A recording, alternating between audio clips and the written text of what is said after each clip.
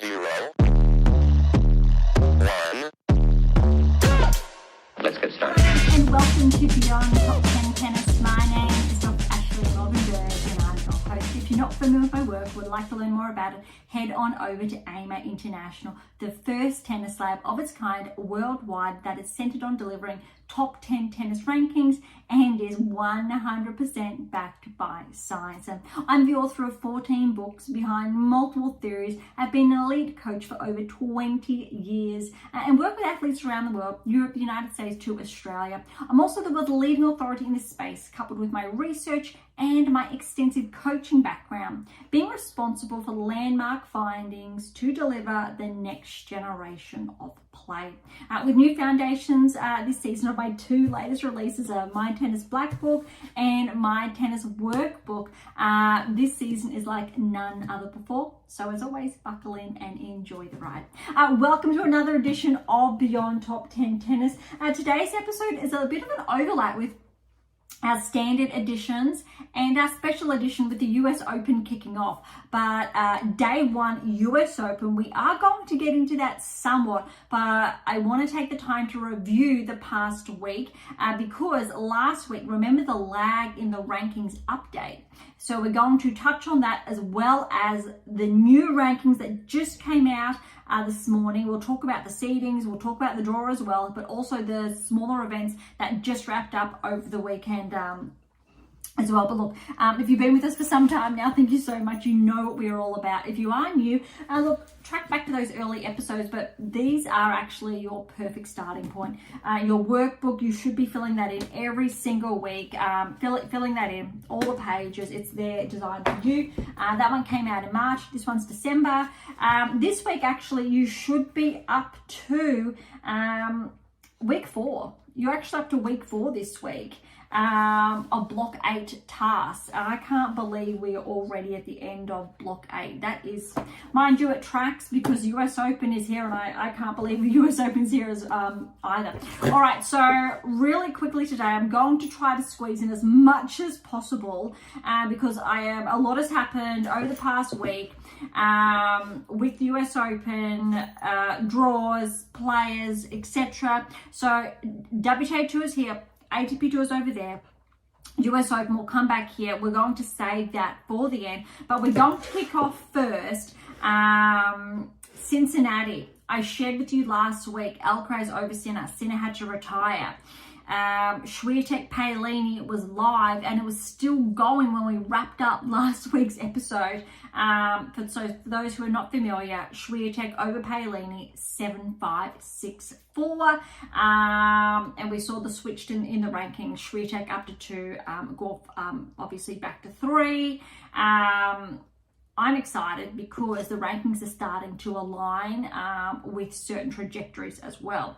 And it's starting to happen on the ATP Tour as well, but we will get to that later. I really want to wrap this up first. All right, so 2 smaller events were on the WTA Tour last week. So we'll start with the 250, so in Cleveland. Samsonova was the first seed. I'm going to skip over the scores. Just look at those players. We'll go through it round by round really quickly to begin with. And yes, no preamble today. We're diving right into it so I can squeeze in as much as possible because we're going to have a really busy fortnight. All right, Samsonova over Dolhide straight sets. Wang upsets Stearns in 3. Staya over Uchijama, which is really interesting because of Uchijama's already caused an upset day 1 of the US Open. Teichmann over Boyson in 3. That's interesting because remember, obviously, Lois Boyson, French Open. But look, he still went to 3. Lies over Joint. That's actually a really big upset. Lies has been starting to track. Whereas Joint, she skyrocketed up the rankings in the last probably 6 months. She's just been going strong. But she's had a couple of earlier drops, maybe that really essentially correlate with her ranking opposed to those standout results. So it's not that surprising, but still, Liza's ranked actually a lot, I'll say, further back than Joint when you're looking at the key correlations, if it's relative or not. So that is actually a very good win for Liza. Polonina Kudermetova over Scott, straight sets. Zakharova over Birol in 3. Baptiste over Roos, straight sets. Sierra over Cartel in 3. That's an upset there. Jackie Mo over Zhu, straight sets. Lee over Stabatseva, straight sets. Jovic over Podpova, straight sets. That's an upset. Bulto over Yuan, straight sets. Gulbik over Bronzetti, straight sets. We've got Gibson over Minen, and that's an upset there. I'm going to call that straight sets. And Wang's the second seed, so she got through over Lamens in 3. Yes, I'm going quickly because we have a lot to cover today, and so bear with me. But also for those who like to follow closely along with the scorelines, I don't want to leave this out. I want to tidy it all up. All right, so Samsonova over Wang, straight sets.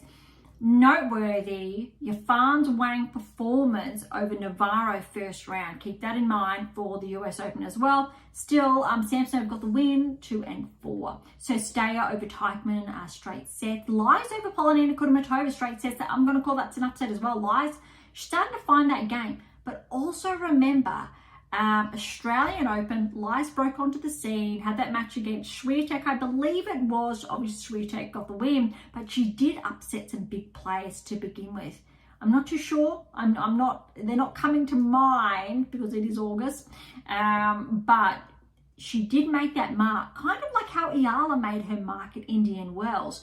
So those two players are one to watch, although Lies hasn't, say, shifted hugely up the rankings like Iala, but she's definitely, I would say, has that momentum behind her.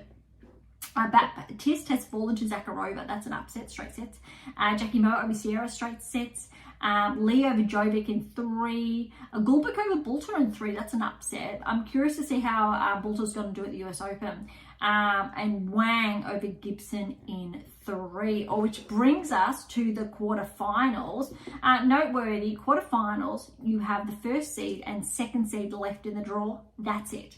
Serstey's taken out Samsonova, 4 and 1. Seed gone. Zakharova got a walkover over Lies. That's interesting because Lies obviously is in the main draw. Let's see. I'm not too sure what the injury was. Hopefully she recovers. Lee over Jackie Mo in 3. Wang, so second seed, took out Gulbik in 3. So semi-finals, just the one seeded player, the second seed. You got Serstey over Zakharova, straight set. And then Lee over Wang in 3. No seeded player for the final. So Stayer notched another title. Definitely not her first, but I think that's her first in a while. Could be her first this season. 6-2, 6-4 over Lee. So well done to Stayer. Let's see if she can ride that momentum. I haven't looked at the draw yet, but keep in mind when we do have a look at the draw, if Stayer can keep that momentum. First round, second round, maybe it'll be in her favour, but sometimes we do see players who perform really well in the lead up and they're playing this closely. Sometimes they drop. So they've already peaked and they haven't been able to maintain that. So when Cincinnati obviously finished, you've got a couple of days or 5-6 days-ish, if you're lucky, to rest. Sure, Swiatek went and immediately played mixed doubles. There's been a lot on that. We won't dive into that. That was a lot of fun if you watched it, if you're not. But I'm not going to deviate from the discussion purely because we primarily focus on singles. And the why behind that is because all the data, all the research, everything behind AIMA International is singles and top 10 rankings, and everything is behind that. So if you're listening and you want to win a Grand Slam, you want to get to the top 10, you're wondering why you just got bumped out of the top 10, you want to get back into the top 10, that's what it's all about. Opposed to if you are a doubles player, I'm more than happy saying that I can help you specifically excel in your singles game, reach that next level. But as far as doubles is very different, and I really want to give it to, I think, Vasori and Arani winning the title over Swiatek and Rudd. I think went to show that doubles players is a game in and of itself. Even though two phenomenal singles players got so close, keep in mind the singles rankings of Vasori and Arani are nowhere near Swiatek and Rudd. Obviously, Arani's been a Grand Slam singles finalist previously when she was at her peak, but I thought that was a really interesting pairing up. Looking at some exceptional doubles players, some exceptional singles players that are playing doubles and how they're able to toe the line. Whereas obviously in singles, it probably would have been a whitewash, but in doubles, that they did get over the line, and I think it was a really exciting way of looking at it for those who may have not viewed doubles as the sport that it is. All right, so that is, we've wrapped up Cleveland, Ohio. Onto, there is a 500, a bit surprised that there was a 500, really think it should have been 250. So Monterrey, Navarro was the first seed and Alexandrova the second seed. Really quickly here, I'm actually really happy with this result because it's going to tell us some interesting things. All right, Parks over Buska, straight sets. Shramkova over Rodriguez, straight sets. Fernandez over Christian, straight sets. I really like that for Fernandez because Layla had a couple of earlier exits after, I'll say how well she did in Washington. Rakimova over Bozes-Maniero, straight sets. That's interesting because I was looking to see if Bozes-Maniero was going to ride her high, how well she'd been playing over the last couple of weeks. But potentially with this early exit, maybe she can cause some upsets at the US Open because of how well she has been tracking. Vekic over Sakari, 2 and 3. A little bit surprising. Was hoping for 3, but again, let's see how both those players go at the US Open. Vekic has a very tough first round, but we'll get to that later. Mertens over Blinkova, straight sets. Ruzic over Pavlyuchenkova, that's an upset, straight sets. Kokureta over Jinjin, straight sets. Buskova over Sonmez in 3. Noskova over Sun, straight sets, but back-to-back tie breaks. Maria over Bondar, straight sets. Tomljanovic over Zarazua in 3. Keep a note of Tomljanovic because she, I believe, has Gore first round US Open. And remember, those who are not familiar, Tomljanovic took out Serena Williams in her last ever Grand Slam match at the US Open. So Tomljanovic actually has it in her to cause upsets. All right, sticking to the draw, round 16. Navarro's in action, first match back, but Parks upsets Navarro 4-6, 6-3, 6-2. I think it's really noteworthy to note again, Navarro, US Open, that first match. Also, look, I actually don't know the score. I know the first set score. Yafan Wang, Navarro just got over the edge. That was so tight, that tie break. But we'll get back to that later. Shramkova over Fernandez, that's an upset. Shramkova in 3. Fernandez, though, has already won her first round match at the US Open, so that's good. Schneider over Rakimova, straight sets. Mertens is upset. Well, it's not an upset, but still over Vekic, straight sets. Ruzic over Kokureta in 3. Buskova has upset her dad Mia, straight sets, 3 and 4. However, remember Buskova, she had a peak a few weeks ago. And I'm not going to be surprised if Buskova is slowly making her way back inside the top 30. I definitely think she has that capacity. Noskova over Maria, straight sets. Alexandrova over Tomljanovic, 4 and 3. All right, quarterfinals. Look, 50% seeds, 50% not seeds. Parks over Shramkova, straight sets. Schneider has taken out Mertens in 3, but look at this scoreline. 3-6, 7-6, 7-6, 8-6, and 7 for those tie-break scores. Wow, that's huge. Well done, Schneider, but Mertens kept the pace. Buskova over Ruzic in straight sets, and Alexandrova over Noskova, very even in 3, 7-6, 4-6, 6-2. High hopes for these two players to reach the round of 16 at the US Open. I definitely think they're both capable. Both, I do believe, have a round of 16 to the name. Noskova does, I believe. Alexandrova as well, but that's going to be interesting, actually. All right. Semi-finals, Schneider over Parks. Okay, as anticipated, but Parks has actually reached a new high. 6-3, 7-6, tie-break, 10-8. And then Alexandrova over Buskova. Look, Alexandrova got that first at 6-3, then Buskova retired, unfortunately. Really hoping Buskova is good for the US Open because I think if she rides that momentum, she could finish the year very strong. Schneider, Alexandrova in the final. Look, it paired out. 3rd seed, 2nd seed, despite obviously 1 and 4 seeds out. 6-3, 4-6, 6-4, highly contested. Well done, Schneider. But look, Schneider's had a recent regression outside, say, the top 15. She's around 18, 19. I think this will bump her back close towards 15 and really see, because look, this time last year, thought maybe Schneider could get inside the top 10, just maybe. Hasn't had, say, the standout season so far this season as she had last season. But I think with this momentum, maybe also what I noticed, interestingly enough, Serena Williams' former hitting partner, Sasha Berge, if I'm pronouncing that correctly, has worked with Osaka for her first 2 Grand Slams. Other players, but hasn't really, I think, latched on to a player long-term over the last few seasons that I'm familiar with. Looks like he's teamed up recently with Schneider. I didn't read about it, I just saw, and I think that's really interesting. And I think that could be a really good pairing. So I am going to pay a bit of attention to that to see, because we know what Sasha's been capable of in the past. Hasn't always worked out with those who's worked with, but that'll be really interesting. All right, rankings, here we go. We're going to kick off with last week's rankings, because I was not expecting them to actually update their rankings today, and they actually did, which is a little bit unusual. All right, so going off last week's rankings before this week's. At 100 is Zakharova, so she's firm at 100. I'm going to pay attention to the bigger movers, all right? So Tomova's up 5, back inside the top 100, or maybe she's just inside. I'll say back inside, 97. Evanescen's taken a bit of a hit, 26-point regression to 95 in the world. Keep in mind, Uchijama is back 3 to 92, and I'm sharing that because of her first round upset. Yuan, up 10 places to 88 in the world. Kokureto's back 9 to 87. Gracheva is up 20 places to 83 in the world. Welcome to the top 100, Gracheva. Ito's up 12 to 82.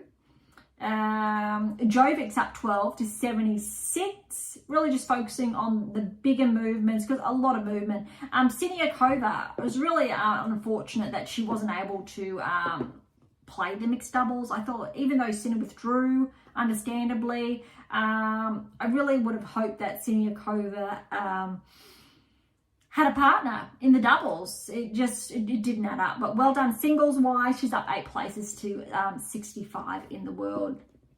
Krejcikova, she's up 19 places to 61. That's great. Lies, for perspective, she's up 2 to 60 in the world. I think that's a career high. Looking for the big ones, because there's a lot. Putintsva's back 8 to 54. We've got Stearns is up 6 to 47. Not her high. She's been higher than that a few weeks ago. Pavlyuchenkova is back 11 to 44. Fernandez is, that's surprising. She's back 7 to 33. So I think she's just going to get a seeding, maybe, because Zheng is out, and I think there's another player that's out, for example, that might bump her up, just maybe. But we'll have a look at that later. Veronika Kudermetova, she's up 10 places to 26, which means she will be seeded for the US Open. That's a huge turnaround, considering how she started the year to now. She's probably one of the best movers so far this season. Schneider's back 2. But it will change when we look at the next set of rankings that came out today. A lot of movement, just the 1s, 4s, minor. But look, Badosa, we were expecting this. She's back 4 places to 16 in the world.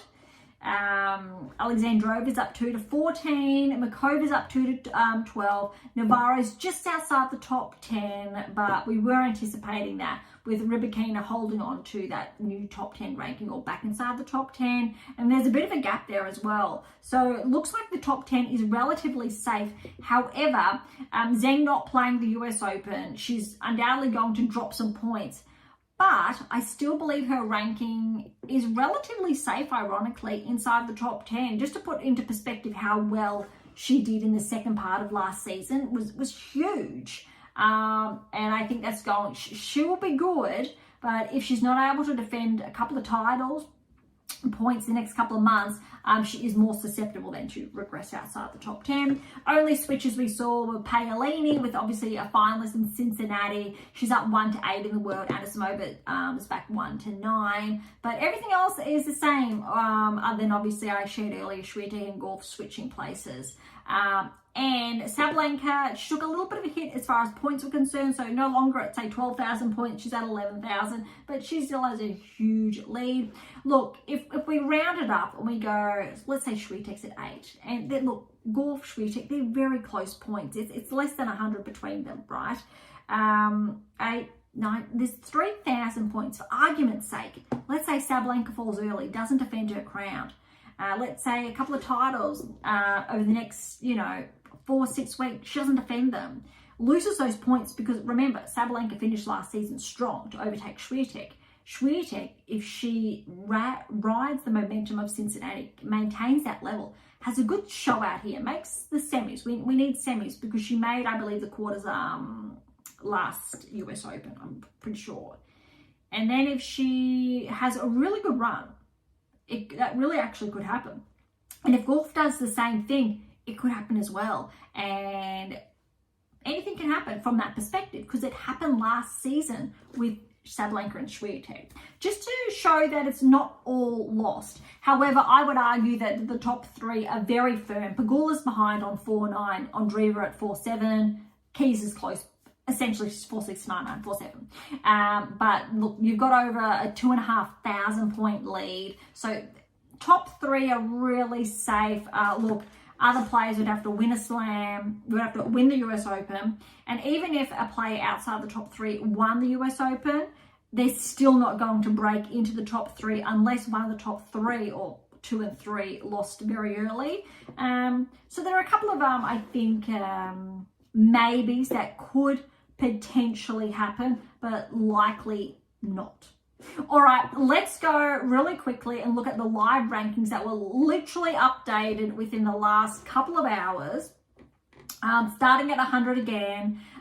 Look, Yuan, she's actually back 12 points to 100. So again, fresh rankings right now, courtesy of the events that were the past week.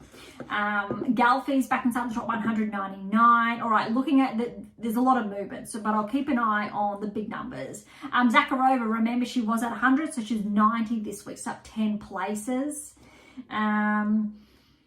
Remember, a lot of the top players did not play the past week. Zarazu was back 9 to 82.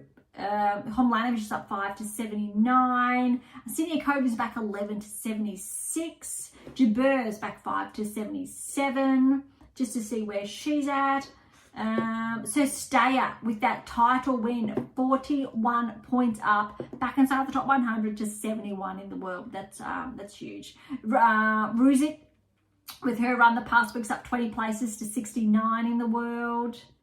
Lot of movement here. Osorio's back 6 to 63. Lee's up 11 to 58. Parks, really good run, up 15 places to 56. I think she's at a career high. That has to be. Really looking at the big movements, but I do believe the seeds have already come out prior to these rankings. So all players are seeded as far as last week's rankings opposed to today's rankings. Buskova's up 9 places to 44. All right, inside the top 40. Noskova, she's actually back 9. That's interesting, to 32 in the world. But I do believe she's managed to snag a seed because of, obviously, seeds going off last week's or rankings.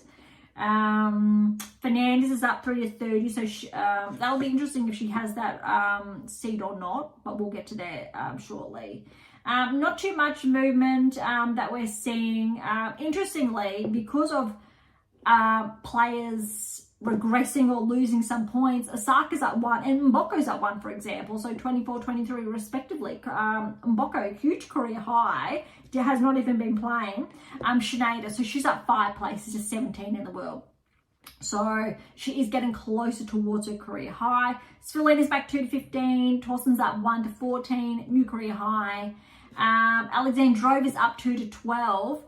I think that could potentially be a career high. Something tells me Alexandrova's been inside the top 10. I don't have the data in front of me, but I feel like maybe she has been, but I think she could be equal to her highest. She is actually equal to her highest ranking, I think, right now. And that's really interesting. And I think if she rides that momentum, she definitely has the capacity for round 16 quarterfinals. I think she actually could be a bit dangerous, but no changes inside the top 10. We didn't have any top 10 players really in action the past week. Yes, we had Navarro, but fell early. But yeah, all right, we'll keep that in mind. WTA Tour done as far as rankings, etc. concerned. ATP Tour, not as much. We just had the one event. It was a 250, I believe. Yeah, 250, Winston-Salem. So we'll dive in, then the rankings, then we'll head on over to the US Open. All right, Tsitsipas was the number 1 seed here, and second seed was Griekenspor. Just to put that in perspective, also Griekenspor, US Open, hasn't tracked as well as potentially, obviously, his seeding would insinuate. All right, so by first round for Tsitsipas, Bu over Seng in 3. Devone over Suresh, straight sets.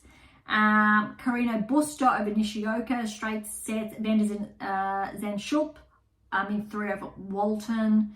Bastavati over Collignon, straight sets. Milovic over Rindinek, straight sets. Martinez over Goffin, straight set. Black over Corrick, straight sets. That's an upset there. Mrazak, remember his standout run at Wimbledon? He's got a straight sets win over Jarry. Also good run at Wimbledon. Kopriva over Offner in 3. Kovic over Mislovic, straight sets, 2 tie breaks. McDonald over Holt in 3. Also last 2 sets were tie breaks. Dosnovic over Vukic, straight sets. Bellucci over Comasana, straight sets. O'Connell over Southland, straight sets. Fuchsovich over Gaston, straight sets. All right. Second round, Bu has upset Tsitsipas 6-3, 6-2. Something's going on, not quite right in Tsitsipas's game. I haven't looked at it close enough to give a really informed opinion. And I say that loosely because really I'd like to have a look at his game more specifically to back that up with the data. But it's not quite right. We talk about the 8 keys. He's obviously lost those 8 keys. 7 keys were lost a couple of months ago. He's literally holding on to probably about 3-4 keys max at this stage. It's really broken and we really need to bring them back. So if you're not familiar with the keys, AIM International, obviously all those texts behind you, there's 14 there, well 13 really, there's one fiction there, but I would say Tsitsipas and his dad need to do a bit of reading to really rekindle, reform that bond that they really need to get back inside the top 10. Navone over Garon, straight sets, that's an upset there. Baez over Carino Busta, straight sets. Berners and Schub over Analdi, that's an upset there, straight sets. Diallo got a walkover over Basilevedi. Milovic over Fernley, straight sets. Mapeshi Perigard over Martinez in 3. Mueller over Blank in 3. Matazak over Borges, 1 in 3. That's an upset. But again, Mazarak, with what he was able to achieve at Wimbledon, that's not surprising me because of what he's shown us. Quarter over Kopriva, straight sets. Kekmich over Kokovic, straight sets. Darderi over McDonald in 3. Sanigo over Dostanek in 3. Munar over Bellucci, straight sets. Bautista Agut over O'Connell, although O'Connell did retire in that second set. And Fuchsovich over Griekenspor, that's an upset there in 3.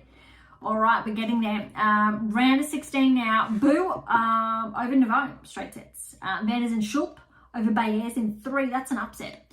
Meslovic over Diallo, the 4th seed, so that's an upset, straight sets. Mapeshi Pericard over Mueller, the 8th seed, straight sets, that's an upset.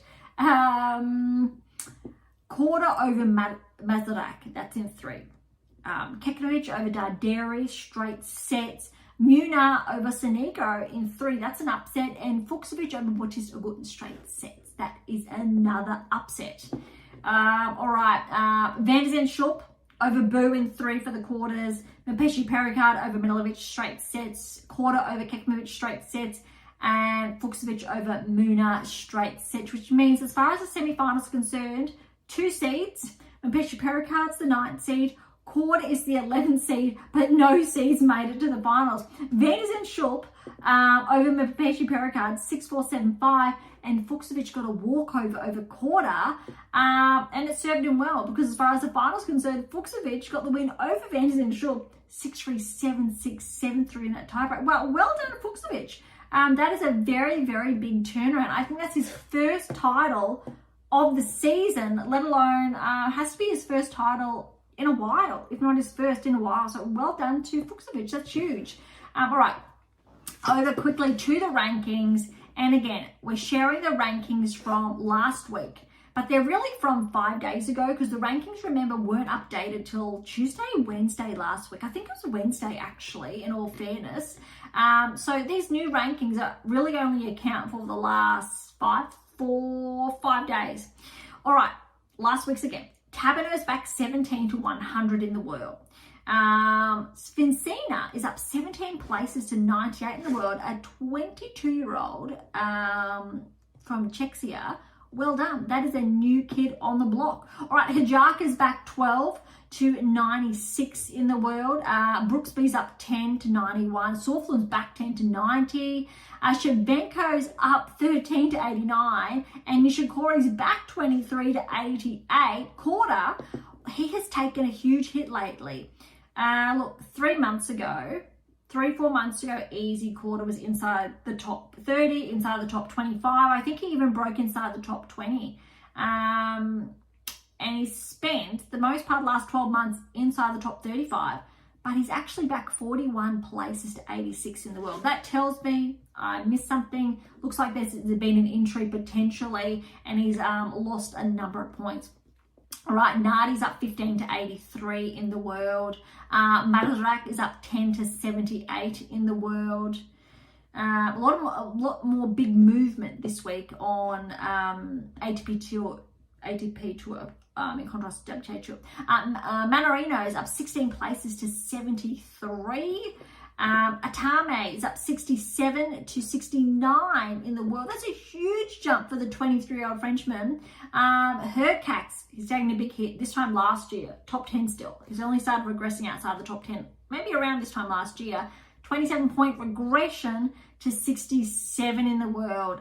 That's an ouch. Bellucci's up 11 to 63. Anali's back 25 to 62. That's a really big hit for a lot of these players. Komasana up 17 to 54 in the world. Bonzi is up 12 to 51. Berrettini's up 7 to 52. Just to throw that in. Fonseca's up 8 to 44. A lot of movement. Poprin, how's this? He's actually back 18 to 37 in the world, which means Poprin is going to miss out on a seat, it looks like, for the US Open. That is big because he was up inside the top 25 last week, so that's a really big hit for Alexei. Ouch. Okay, I was not anticipating that one. A lot of movement, but small ones, looking for the big ones. How's this? Dimitrov's actually back 4 to 25 in the world, and because he's not playing the US Open, he may regress even further. But look, very similar. I spoke about this, and it's again in your black book, that we would see that this season. Last season on the WTA Tour, we saw a lot of top 10 players regress.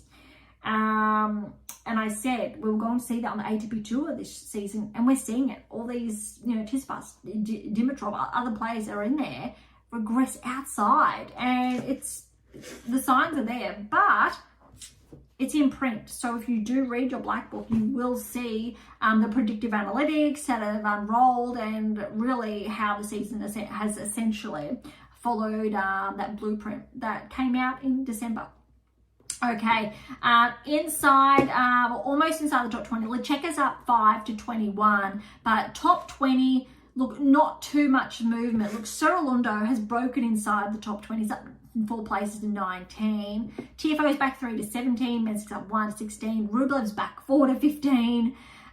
Paul's up 2 again to 14. Medvedev's up 2 to 13. Rudd's up 1 12. And Rune has bounced out of the top 10 again, which is not that surprising. So back 2 because Kakanakov. All right, this makes me very happy. Why? Because I spoke about this last episode. Kakanakov deserved to be inside the top 10. He's been tracking. He's one of the players who's flown under the radar all season, been really consistent, especially the last 4 to 6 weeks. He deserves this. Not his first time inside the top 10. Very important to note that. But that's actually really big. But look at all the shuffling. And I'm getting excited because I love it. Every episode when this happens, it's in here. I've already shared with you predictive analytics that these type of things would happen. Obviously, not all of it's there. I share a lot, and then all season I look for the movement, I look for the patterns, and I share it with you every week what we're looking at. And again, it reinforces that if you're a player that wants to shift, gain that momentum, get inside the top 10, have your chance around a 16 quarters, semis progress, these are the analytics, which are backed by the technical parameters, the indicators you need to implement into your game to make these inroads, these movements. All right, Mazzetti's at 10. Look, he looks 200 points-ish leading Rune, but it's going to be interesting. I think there's definitely going to be some bumps outside the top 10 after the US Open, but also maybe we'll have another barrier breaker this season. Kakanagov up 3 to 9 in the world, but that's it. Everyone else is solid. Alcaraz, we know as far as points are concerned, he's getting closer to Sinner. Sinner needs to defend that title, but I think it's going to be close. It's going to be really interesting. And I think, interestingly enough, all of these players inside the top 10, for the most part, have a shot. They have a genuine shot where they should make the quarters. Obviously, some are going to miss out, others not so much. All right, the rankings as of today that have just come out a couple of hours ago. McDonald back inside the top 100 at 100. All right, and I'm going to just look at the bigger movers as well. My apologies. Okay, a lot of movement everywhere, a lot of movement. Here we go. Goffin's back 12 to 80 in the world. That's a big jump. Quarters up 11 to 75 in the world. And look, he got a few wins at Winston-Salem. Venezan Schupp is up 19 places to 73 in the world, again, because of the past week, how well he played. Fucsovics with his title is up 31 places to 63 in the world. That's huge. Well done, Fucsovics, again. It's huge. Medvedev is up 8 places to 57 in the world. Sonego's back 11 to 46. A lot of movement. I'm really looking for like the big jumps. We're inside the top 30 now and there's no movement. How's that? So Greek and Sports inside the top 30, just up 1. Nakashima's up 1 to 31. Mitchelson's back 2 to 32. But no movement inside the top 30. How's that? That just goes to show the players that really took a break the past week. Top 10 has stayed the same, so no, but more actually movement in that ranking range on the WTA Tour, I'll say opposed to ATP Tour. That is interesting. All right, so that is also done as far as WTA Tour, ATP Tour matches done. So we're focusing right here, right now, US Open, starting off with the women's singles. We've got a couple of matches that have been played out. I'll give you an update on all of those ones. Obviously, they're still going. I think we're like halfway through day 1. Keep in mind, Beyond Top 10 Tennis is based in Australia, so I am working on Australian time opposed to New York time. So there is a bit of a lag. But as far as, I think if I've done it correctly, look, it's probably heading towards the night session now, or we're getting there. All right, so Sabalenka got through Masarova 7-5, 6-1, but she was pushed, although that second set, she just played her game. Kudermetova, Perez Diaz retired 2-all. We'll quickly do the scores, then we're going to focus on the draws. Fernandez over Marino, 2-1. Good one for Layla. Sun over Sorio, 6-4, 2-6, 6-love. That's a good one. Iyala over Torsen. This tiebreak was ridiculous. Iyala was up, I think it was 8-6. I was watching this, or 8-4. Torsen came back for 8-all. Torsen did not have a match point, I don't think, at any stage. Iyala, I think, had 5 match points. And Iyala won it 13-11 in that tiebreak. It was 6-3, 2-6, and then obviously that tiebreak, that was huge. This was always going to be one of the blockbuster first round matches. There aren't as many. If you think back to Wimbledon, which was only a few weeks ago, which is ridiculous. We had a lot of really big first round matches, but how the draws panned out, not so many, say, surprises or highly contended ones that I've seen so far, but we'll get to that shortly. But well done to Iala. I really thought Torsen was going to have a shot, especially I think of how well she played at the championships. Valentova over Bronzetti in 3 sets, 6-3, 3-6, 6-4. Raducanu over Shiobara. She got through very cleanly, 1 and 2. But I remember last week I did share Raducanu. I think she's definitely one to watch at this US Open. Tijan over Veronika Kudermetova. That's an upset. So Veronika Kudermetova seeded because of how she's been playing the last couple of weeks. Standout, but has already been upset. 6-4, 4-6, 6-4. Kessler over Lynette. Look, I think at the championships, all the French, Lynette would have been seeded, but Kessler seeded 32. Got the win in 2 hours, 5 and 5. Vondrasova got a first round win over Stelika Mativa, 3 and 6. And remember, the first 3 days, the draws they're chopped up, so it's not all per section or in order. Paolini, look, she got that first set over Ava, an Aussie qualifier, 6-2. But Ava came back. She really held her own, or really showed why she was able to qualify. Took Paolini to a tiebreak in the second set, 7-4 Paolini. She got through, but that was a tough one. And confirming tonight's session has just kicked off because Pegula is on court now. Blinkova over Stabletseva. That's an upset, actually, 3 and 1. Azarenka got through 7-6, 7-love, 6-4 over Inaho. That's a really good win. 2 hours, but we've seen Vickers ranking big regression lately. Look, this time last year, she was still firmly inside, say, the top 30. But look, let's see. I'd love her to have a good run. Remember, it was only a few years ago, actually. She was a finalist again at the US Open. So never say never. Couple more to go. Benchik over Zhang. Good win there, 3 and 3. Navarro over Yafan Wang. So you heard me earlier talk about the tiebreak, and it was 11-9 in that tiebreak to Navarro. She did get that second set 6-3, but Yafan Wang, 2024 Australian Open, where Zhang was the finalist, pushed Zhang to 3 before we really knew Zhang was even close to the top 10. Or she was top 20, but almost got the win. That's how close it was, I remember. So Yafan Wang, she can really deliver sometimes against the best players in the world. So well done to Navarro. McNally over Teichmann, 2 and 2. Uchijama, first biggest upset I'm going to say is Danilowicz. Danilowicz just missed out on a seeding, but she could have been seeded. I think she was seeded at the championships. 3 sets though. It went for over 3 hours, 3 hours, 9 minutes. 7-6, 4-6, 7-6, 11-9 in that third. Absolutely brutal. No, I'm going to save that for when we go over the draw. Ostapenko over Wang, 4 and 3. Potapova over Zhu, 6-4, 4-6, 6-2. I think we may have one or more, or that could be it. That looks like... Just checking through the draw if that's it. That is it, which means let's head on over to the draw. Really interesting. So obviously the top half of the draw is in action. I've looked at this, but I'm going to hold off on the predictive analytics, I think, until the 3rd round.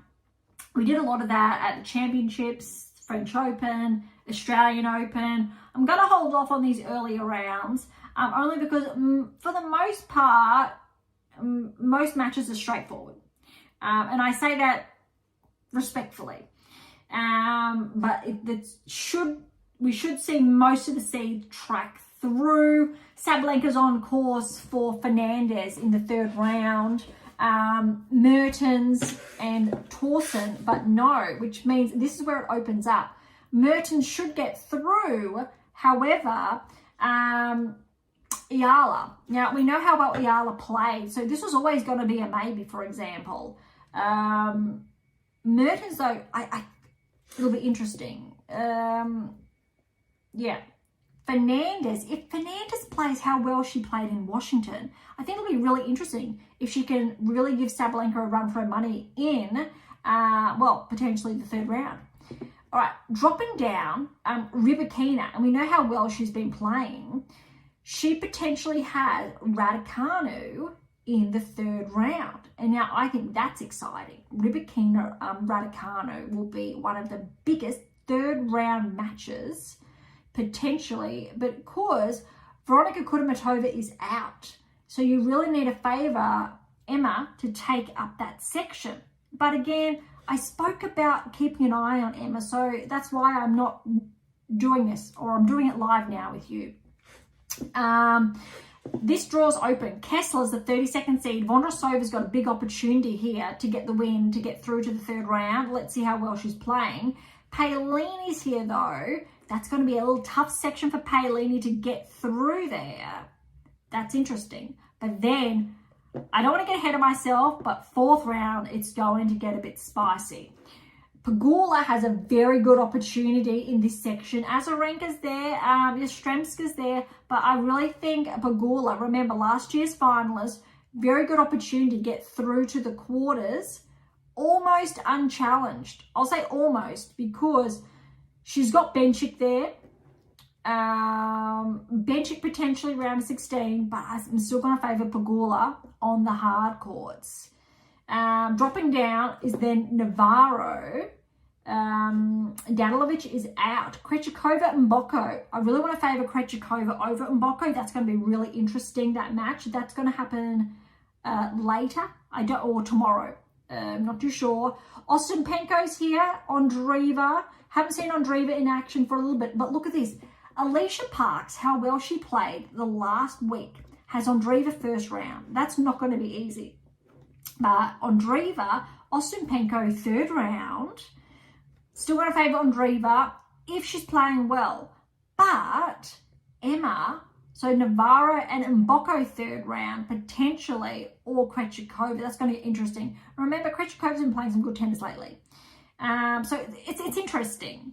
I'm not going to say too much, but they should prevail, or some shouldn't, what I've insinuated. But I'm going to wait until all first round are done, second round, to really have a look. All right, bottom half of the draw will kick off tomorrow. But keep in mind, Sabalenka's section of the draw has Andreeva in it and Pegula, so we will not see a rematch of last year's final. Likely, we will see potentially Sabalenka, Pegula in the semi-finals, best case scenario, but Paolini's in this section, Andreeva's in this section. They're probably the biggest ones, and Rybakina to watch out for. Torsen's gone. Swiatek's section, a bit trickier because she's on a collision course potentially with Gauff for the semi-finals, but Keys and Gauff are on a collision course for the quarterfinals. Anisimova, Swiatek for a rematch of the Wimbledon final in the other quarter. That's huge. This draw, I think, is a lot bigger from that perspective in contrast to the top half of the draw as far as players tracking. However, Raducanu, if she stays on her A game, I want to see a quarterfinal potentially between herself and Sabalenka, but she needs to get past Paolini. Paolini, how well she played in Cincinnati, that's a different story, different discussion.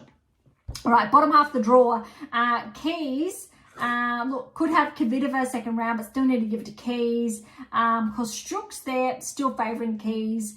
Noskova, Makova, but that's the biggest match of first round will be Makova and Venus Williams. That'll be exciting. Lies, keep in mind how well she's been playing.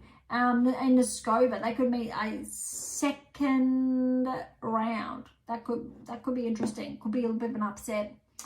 Garcia's in here, but looks like she'll be playing her last US Open. Kasatkina and Osaka. So Osaka's seeded again. Osaka and Kasatkina could be meeting in third round. Look, Stearns is not seeded now. Fretch is seeded. Could be an upset there in the second round. Vekic has Bozes-Meniero first round. But she did get the... no, they haven't played. That's going to be interesting because Bozes-Meniero has been tracking. Anisimova looks like should, but Joint is there. Collins is in this section and Kennan, but I'm still going to give it to Anisimova. Haddad Magia, could be upset. I'm going to say could be upset, although Hadadmia made the quarters, I believe, last year at the US Open, so does like the hard courts. Sakari's in this little section, Svitolina, Hadadmia, third round, let's say. A good opening for Svitolina to make the fourth round. Alexandrova, though, you've just heard how well she's played the past week. She is on track to meet Swiatek in the round of 16. Look, Schneider's in there though, and how well Schneider's been playing. She could meet Alexandrova in the third round, still the 20th seed. Keep that in mind. So these seeds are from last week's rankings, not today's rankings. Very important. Kalinskaya though is on track to meet Swiatek in the third round. Keep in mind the win Swiatek got, straight sets over Kalinskaya in Cincinnati, but it was close. I think it was like 4-4 or 4-3. It was actually close, so that's not going to be easy. But Swiatek has a Rango first round. That's actually, yep, everything looks okay. I'm not too nervous in these earlier ones, but I actually think when we look at the third, fourth round, things get really interesting. But I'm going to pause. I'm going to wait till all the first round matches are done, and then we can really narrow in on third, fourth, etc. And I'll let the analytics do their job. All right, that's the women's done. Let's have a look at the men's that have been done. A couple of matches, or a third-ish. Not quite, because we've still got a couple that are finishing up, or in the next, I'll say 2-3 hours that are left of play. Just going down, because obviously they're starting play today at opposite sides of the draw. All right, Djokovic got that win over Teen. That was tough. I was really rooting for Teen. Remember, Australian Open breakout there, but Djokovic just too good. 6-1, 7-6, 6-2, just under 2.5 hours. Savada over Pios in 3, 4, 2, and 5. Menzies over Jarry. Bit unfortunate for Jarry because of how well he did at Wimbledon, but Menzies been playing some really good tennis. 7-6, 3, and 4. Blanchet over Marizan. 6-4, 3-6, 7-6, 9-7 in that tiebreak. 6-2. Macaque over Nardi. 3, 1, and 1. Nakashima to Jong. That's our first 5-setter. They're still in play. It's looking 6-2, 6-7, 2-6, 6-2, 3-2 to Nakashima. Looks like it's on serve as they're playing now on grandstand. Kim over Quinn in 4. That's 6-3, 6-2, 3-6, 7-6, 7-5 for that tiebreak. Almost 3 hours. Fritz over Nava, just under 2 hours. That's some clean tennis there. 5, 2, and 3. Shelton over Bus, just over 2 hours, 3, 2, and 4. Carino Bust over Lemens Ruiz, 6, 4, and 2. Thompson over Mute, went to 4, just under 3, 6, 2, 6, 4, 1, 6, 6, 3. This is the upset here is Manarino Greek and Sport. Manarino with the win, 5, 4, and love. Lecheka over Korek. Was hoping this was going to get pushed because that third set was so close. Because look, 3-6, 6-4, neck and neck, went to a tiebreak in the third. Lecheka got it 7-5, but Lecheka too good, 6-1. Korek's actually been around for some time. He was on track, if I recall correctly, with Thiem, really progressing alongside him at that time. So Dominic Thiem. Thiem obviously won a Grand Slam, top 10 for a number of seasons. We know he retired, I want to say last season. Early this season, last season. But Korek was top 20, I think he got, or top 30, but it's really the last couple of seasons just bumped outside the top 50. So it's been a little bit rough from that perspective. Chevry over Ugo Carabelli, 3-2 and 0. Bonzi and Medvedev are playing right now. Bonzi's got the first set 6-3. Medvedev's up 5-4. That's tough. Garon over Navone. We just got our first, well, no, it's our second 5-setter in action. 6-love, 7-5, 4-6, 5-7, 3 all in the 5th set. Rinderknecht over Carabella's Baena, 7-6, 7-5, 4-6, 6-2. Davidovich Fokina over Sabalenka 1-1 and 2. Darderi over Jarka 2-1 and 2. Sprizzi over Dosenik 5-4 and 6. Okay, that wraps up all of the matches or that have been completed. So let's head on over to the draw.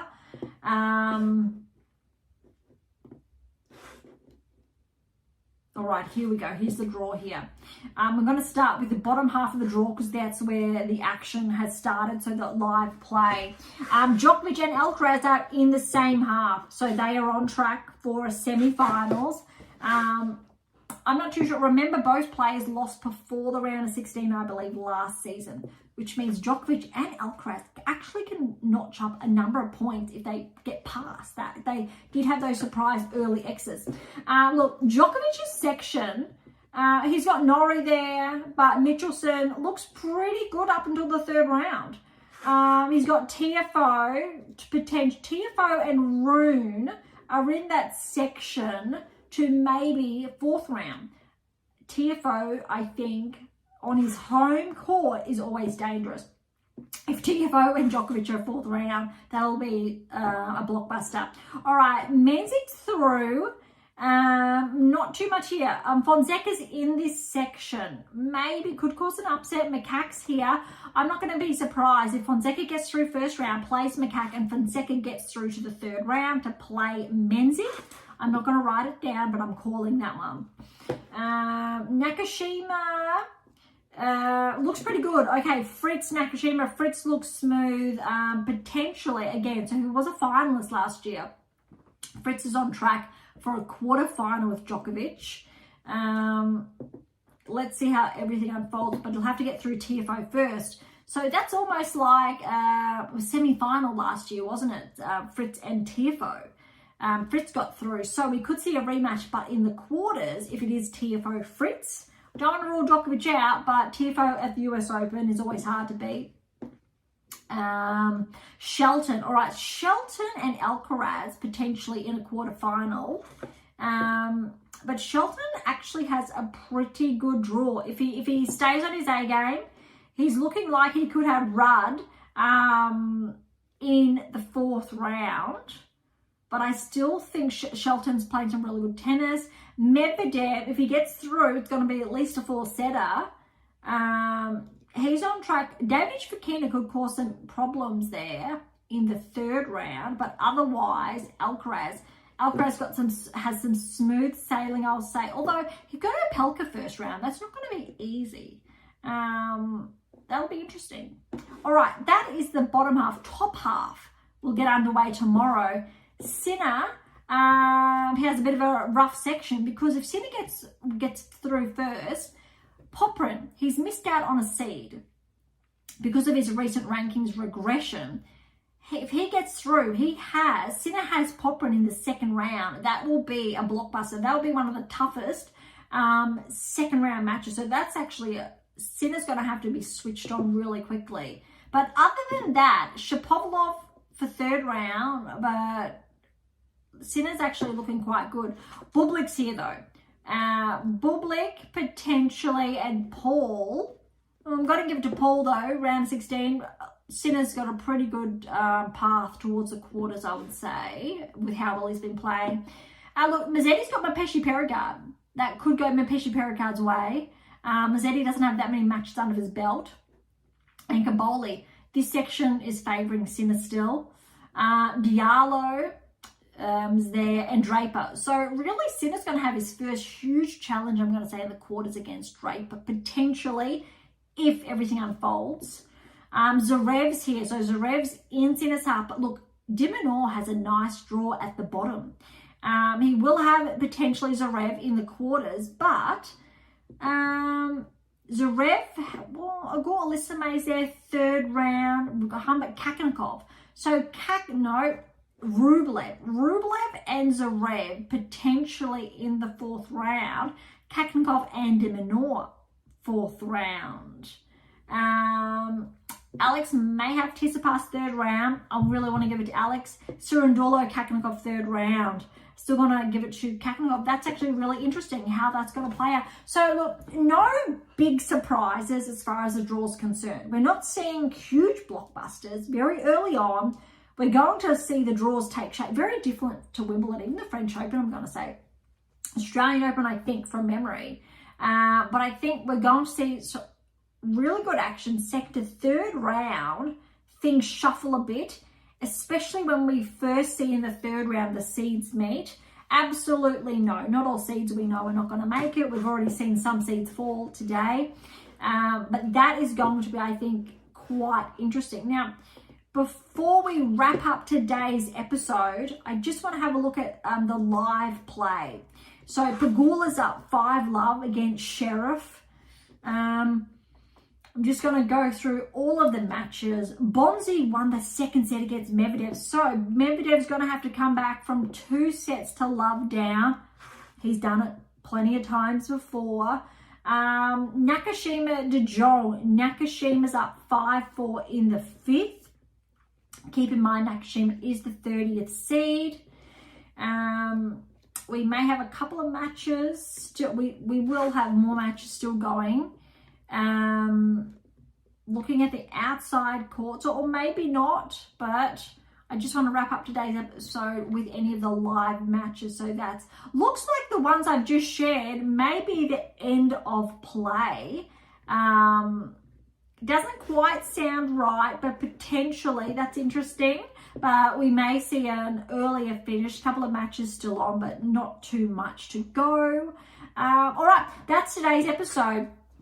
We're going to wait until all first round matches are done, and then I'll come back. So a couple of days reprieve. I'll see how the draw's going, second round as well, so we can really dive into from the third round onwards. I'm really looking forward to that, and we can share some analytics in as we go, players, their performances, how they're tracking, etc. So thank you so much for listening. To grab a copy of my brand new release, My Tennis Workbook there, or My Tennis Black Book, Federer, Nadal, Serena, Djokovic, head on over to AIMA International or Amazon, so irrespective where you're based in the world. If any comments or questions, head to AIMA or Topic Thread, or leave comments directly on our YouTube or Spotify.